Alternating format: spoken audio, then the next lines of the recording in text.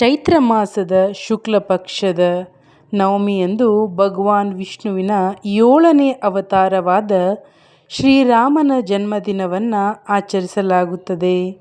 ಮನೆಗಳಲ್ಲಿ ರಾಮ, ಸೀತೆ, ಲಕ್ಷ್ಮಣ ಮತ್ತು ಹನುಮಂತನ ವಿಗ್ರಹಗಳನ್ನು ಅಥವಾ ಚಿತ್ರಗಳನ್ನು ಅಲಂಕರಿಸಿ ಪೂಜೆ ಮಾಡಬೇಕು. ಪಾನಕ ಮತ್ತು ಕೋಸಂಬರಿಯನ್ನು ದೇವರಿಗೆ ಅರ್ಪಿಸಿ ಪ್ರಸಾದವನ್ನು ಹಂಚಬೇಕು. ಅನೇಕ ಸ್ಥಳಗಳಲ್ಲಿ ರಾಮನ ಮೆರವಣಿಗೆಯನ್ನು ಮಾಡ್ತಾರೆ. ಶ್ರೀರಾಮನ ಕಥೆಯನ್ನು ಕೇಳುವುದಕ್ಕಿಂತ ಮುಂಚೆ ಪ್ರಮುಖ ಮಂತ್ರಗಳನ್ನು ಕೇಳೋಣ. ರಾಮ ಗಾಯತ್ರಿ ಮಂತ್ರವನ್ನು ಭಕ್ತಿಯಿಂದ ಆಲಿಸಿ. ಓಂ ದಶರಥಾಯ ವಿದ್ಮಹೇ ಸೀತಾವಲ್ಲಭಾಯ ಧೀಮಹಿ ತನ್ನೋ ರಾಮ ಪ್ರಚೋದಯಾತ್. ಅಯೋಧ್ಯೆಯ ರಾಜನಾದ ದಶರಥನಿಗೆ ಕೌಸಲ್ಯ, ಕೈಕೇಯಿ ಹಾಗೂ ಸುಮಿತ್ರೆ ಎಂಬ 3 ಜನ ಪತ್ನಿಯರಿದ್ದರು. ಆದರೆ ಯಾರಿಗೂ ಪುತ್ರ ಸಂತಾನ ಆಗಿರಲಿಲ್ಲ. ದಶರಥನು ಋಷಿಮುನಿಗಳ ಸಲಹೆಯಂತೆ ಪುತ್ರ ಕಾಮೇಷ್ಟಿ ಯಾಗವನ್ನು ಮಾಡಿಸಿ ಯಜ್ಞದಿಂದ ಸಂತುಷ್ಟನಾಗ್ತಾರೆ. ಪ್ರಜಾಪತಿಯು ದಶರಥನಿಗೆ ದಿವ್ಯ ಪಾಯಸವನ್ನು ನೀಡುತ್ತಾನೆ. ಈ ದಿವ್ಯ ಪಾಯಸವನ್ನು ದಶರಥನು ತನ್ನ 3 ಪತ್ನಿಯರಿಗೆ ಹಂಚುತ್ತಾನೆ. ಇದರಂತೆ ಚೈತ್ರ ಮಾಸದ ಶುಕ್ಲ ಪಕ್ಷದ ನವಮಿ ತಿಥಿಯಂದು ಮಧ್ಯಾಹ್ನ ಪುನರ್ವಸು ನಕ್ಷತ್ರದಲ್ಲಿ ಕೌಸಲ್ಯಗೆ ರಾಮನು, ಪುಷ್ಯ ನಕ್ಷತ್ರದ ದಶಮಿಯಂದು ಸೂರ್ಯೋದಯಕ್ಕೆ ಮುನ್ನ ಕೈಕೇಯಿಗೆ ಭರತನು, ಅದೇ ದಿನ ಆಶ್ಲೇಷ ನಕ್ಷತ್ರದಲ್ಲಿ ಮಧ್ಯಾಹ್ನ ಲಕ್ಷ್ಮಣ, ಶತ್ರುಘ್ನರು ಜನಿಸುತ್ತಾರೆ. ಹೀಗೆ ರಾಮನು ಜನಿಸಿದ ನವಮಿಯಂದು ರಾಮನವಮಿಯಾಗಿ ಆಚರಿಸುತ್ತಾರೆ. ಈ ದಿನ ಶ್ರೀರಾಮನನ್ನು ಪೂಜಿಸಿದರೆ ಕೆಟ್ಟ ಶಕ್ತಿಗಳು ನಿವಾರಣೆಯಾಗಿ ಭೂಮಿಯ ಮೇಲೆ ದೈವಿಕ ಶಕ್ತಿ ನೆಲೆಸುತ್ತದೆ.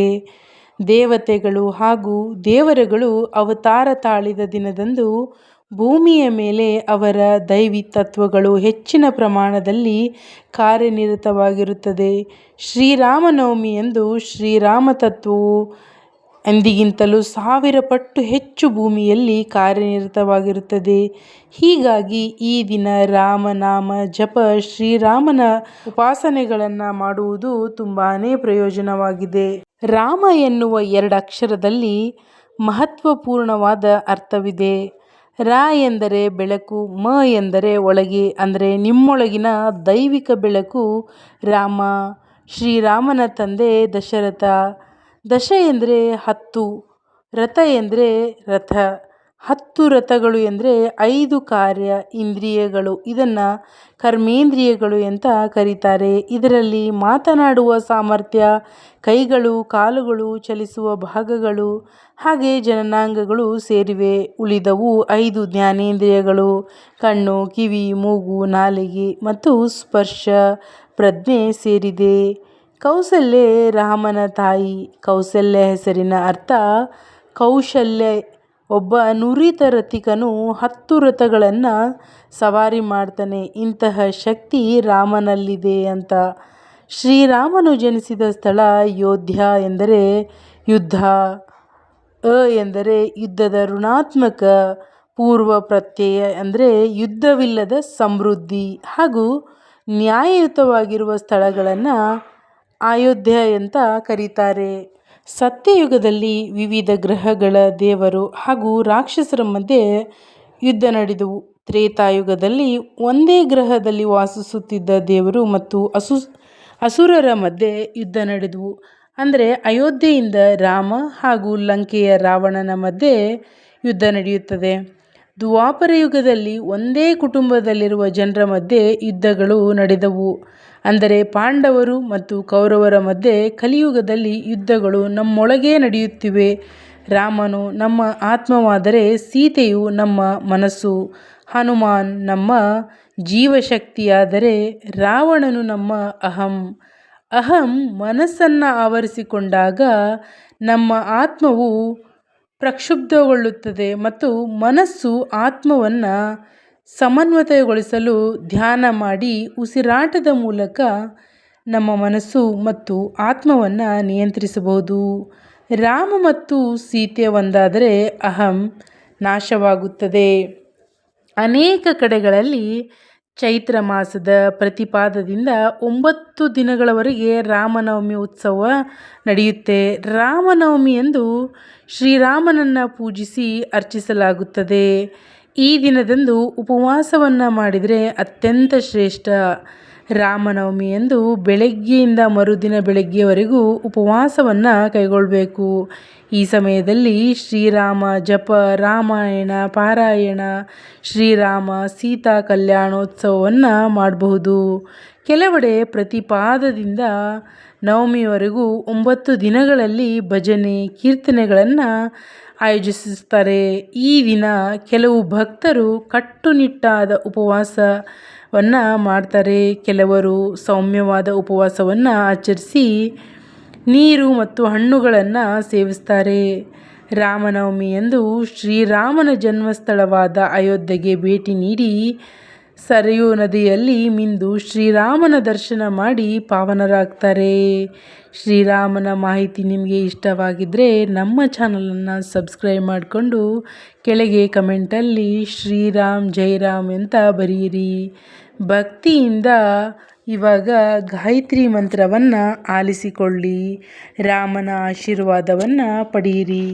ಓಂ ದಶರಥಾಯ ವಿದ್ಮಹೇ ಸೀತಾವಲ್ಲಭಾಯ ಧೀಮಹಿ ತನ್ನೋ ರಾಮ ಪ್ರಚೋದಯಾತ್.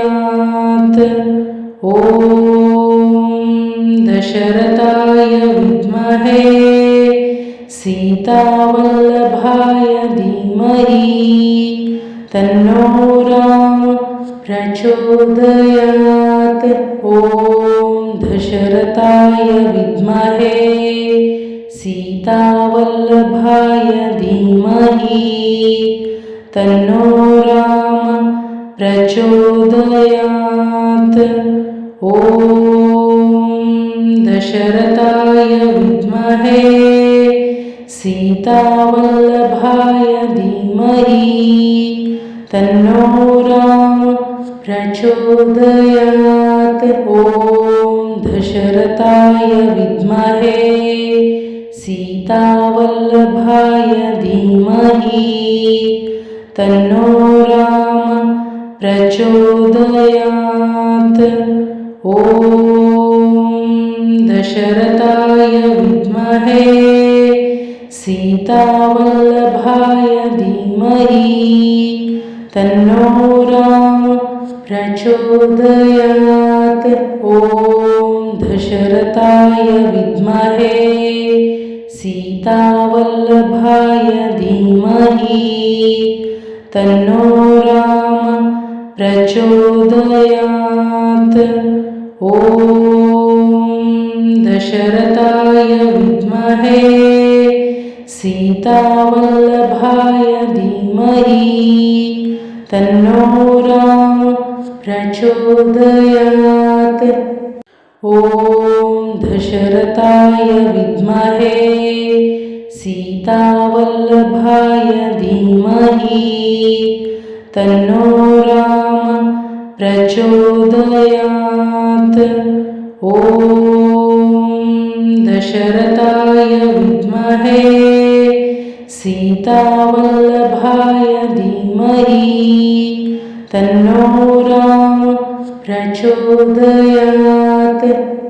ಓಂ ದಶರಥಾಯ ವಿದ್ಮಹೇ ಸೀತಾವಲ್ಲಭಾಯ ಧೀಮಹಿ ತನ್ನೋ ರಾಮ ಪ್ರಚೋದಯಾತ್. ಓಂ ದಶರಥಾಯ ವಿದ್ಮಹೇ ಸೀತಾವಲ್ಲಭಾಯ ಧೀಮಹಿ ತನ್ನೋ ರಾಮ ಪ್ರಚೋದಯಾತ್. ಓಂ ದಶರಥಾಯ ವಿದ್ಮಹೇ ಸೀತಾವಲ್ಲಭಾಯ ಧೀಮಹಿ ತನ್ನೋ ರಾಮ ಪ್ರಚೋದಯಾತ್. ಓಂ ದಶರಥಾಯ ವಿದ್ಮಹೇ ಸೀತಾವಲ್ಲಭಾಯ ಧೀಮಹಿ तन्नो राम प्रचोदयात्। ॐ दशरथाय विद्महे सीतावल्लभाय धीमहि तन्नो राम प्रचोदयात्। ॐ दशरथाय विद्महे सीतावल्लभाय धीमहि तन्नो राम प्रचोदयात्। ॐ दशरथाय विद्महे सीतावल्लभाय धीमहि तन्नो राम प्रचोदयात्। ॐ दशरथाय विद्महे सीतावल्लभाय धीमहि तन्नो राम प्रचोदयात्। ॐ दशरथाय विद्महे सीतावल्लभाय धीमहि तन्नो राम प्रचोदयात्। ॐ दशरथाय विद्महे सीतावल्लभाय धीमहि तन्नो राम प्रचोदयात्। ॐ दशरथाय विद्महे सीतावल्लभाय धीमहि तन्नो राम प्रचोदयात्। ॐ दशरथाय विद्महे सीतावल्लभाय धीमहि तन्नो राम प्रचोदयात्। ॐ दशरथाय विद्महे सीतावल्लभाय धीमहि तन्नो राम प्रचोदयात्।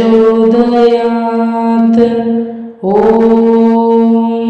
दशरथाय विद्महे सीतावल्लभाय धीमहि तन्नो राम प्रचोदयात्। ॐ दशरथाय विद्महे सीतावल्लभाय धीमहि तन्नो राम प्रचोदयात्। ॐ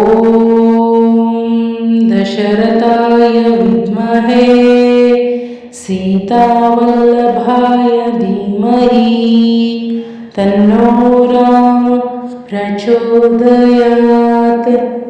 ॐ दशरथाय विद्महे सीतावल्लभाय धीमहि तन्नो राम प्रचोदयात्।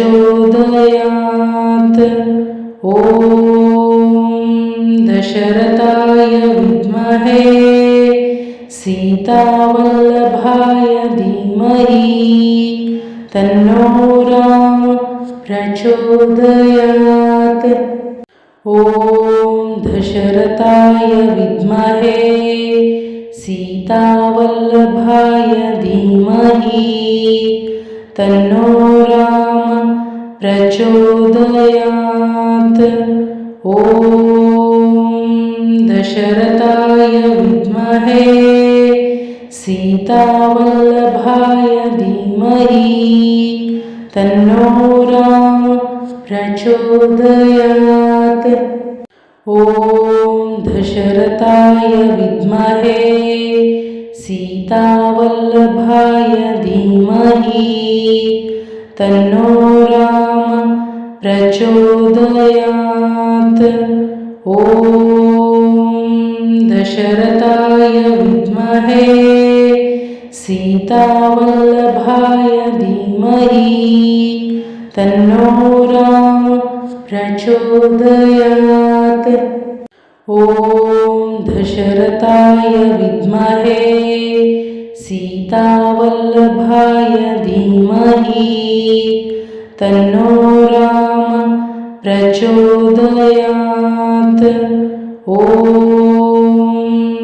दशरथाय विद्महे सीतावल्लभाय धीमहि तन्नो राम प्रचोदयात्। ॐ दशरथाय विद्महे सीतावल्लभाय धीमहि तन्नो राम प्रचोदयात्।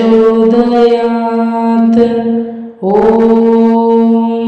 दशरथाय विद्महे सीतावल्लभाय धीमहि तन्नो राम प्रचोदयात्।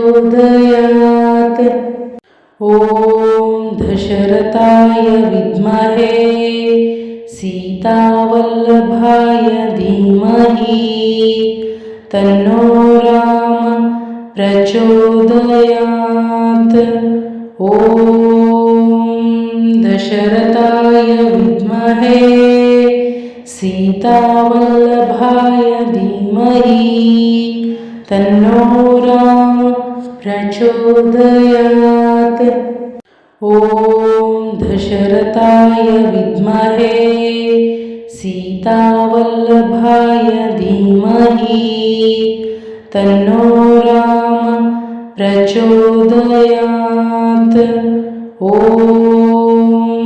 दशरथाय विद्महे सीतावल्लभाय धीमहि तन्नो राम प्रचोदयात्।